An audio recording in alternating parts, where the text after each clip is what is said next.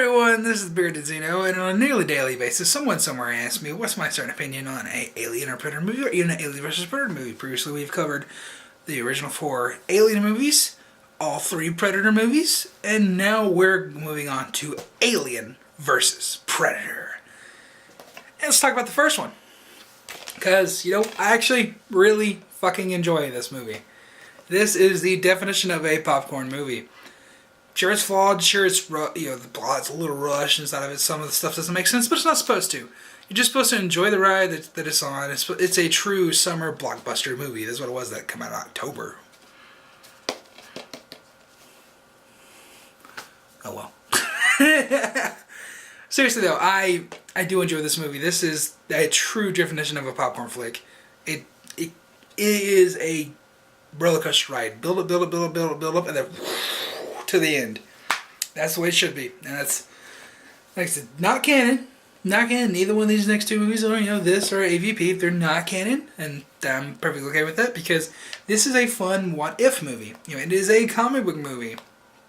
And it's definitely got that comic book movie feel, where it's just a fun thrill ride. And that's what I love about this first movie.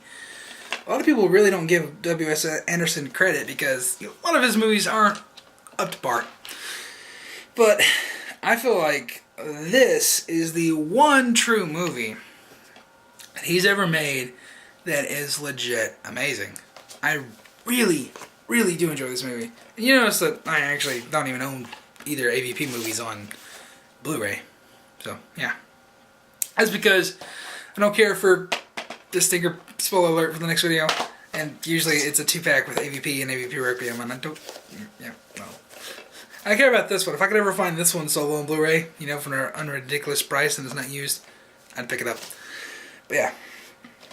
Really love the plot of this movie, how they're going to Antarctica and all that good stuff. It's really neat. I love how they use models in this to evoke that old, monster movie feel. Like I said before, the build-up. This movie got the build-up right. It wasn't too long. It evoked the feeling of those original Alien movies.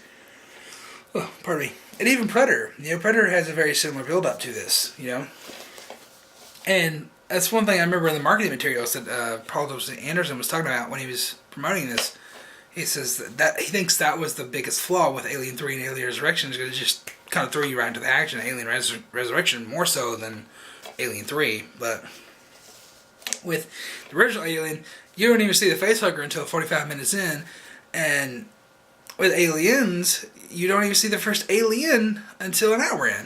So, yeah, that's a big build-up right there. Big build-up. And like I said, that's one thing I loved about this movie is the build-up that it had going for it. I love the predators that they had, although they were, the short predators.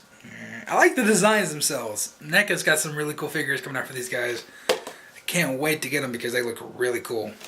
But one thing I'm not too hot on is the alien designs. It's because the legs. I don't like the legs, the way they use the legs in this. Yeah. But, whatever. Yeah. I'm okay with the alien designs, like the dome looks cool. Mainly the neck part. The neck part just like too bulgy. But again, this isn't canon, so I can't really complain too much. But, oh god, another thing they did so well in this movie, the Queen. The Queen is so cool. So cool. And like the CGI that they use in this movie, especially on the Queen, is really fucking good. Really good.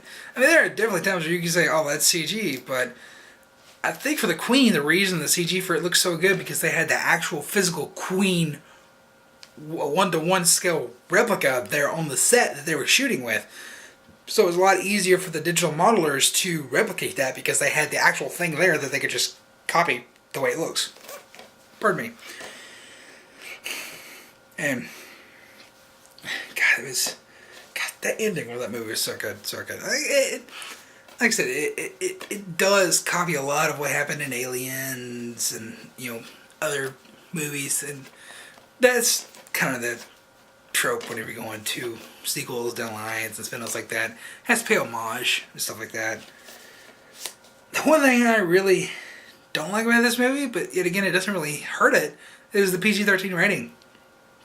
You watch this movie, and not once do you say, oh man, it sucks because it's PG-13, man. If they just had one R, this could have been a hell of a lot better. No, I don't even think they were aiming for a PG-13 rating, honestly. I mean, they shot it a little bit on the reserve side, but gore is there. I mean, it's not as heavy as it should be. But then again, there never was really that excessive gore in the Alien franchise anyways. And even the Predator, there was skinned humans, sure, but there was never anything really too bad, you know? I mean, sure, people get their head blown off stuff like that, but it's not like where it is in AVPR where there's just gore city. Yeah, there's no entrails being blown out or anything like that. So, yeah. I mean, yeah, you know what I'm saying? Like, in the original Predator, the original Predator is the goriest of them, I think. It's been forever since I've seen Predator 2. But, yeah.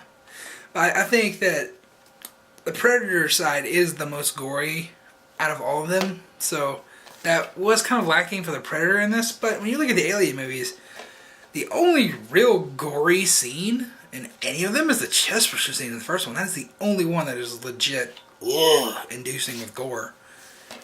So yeah, that's the point I was trying to illustrate there. That was kind of weird.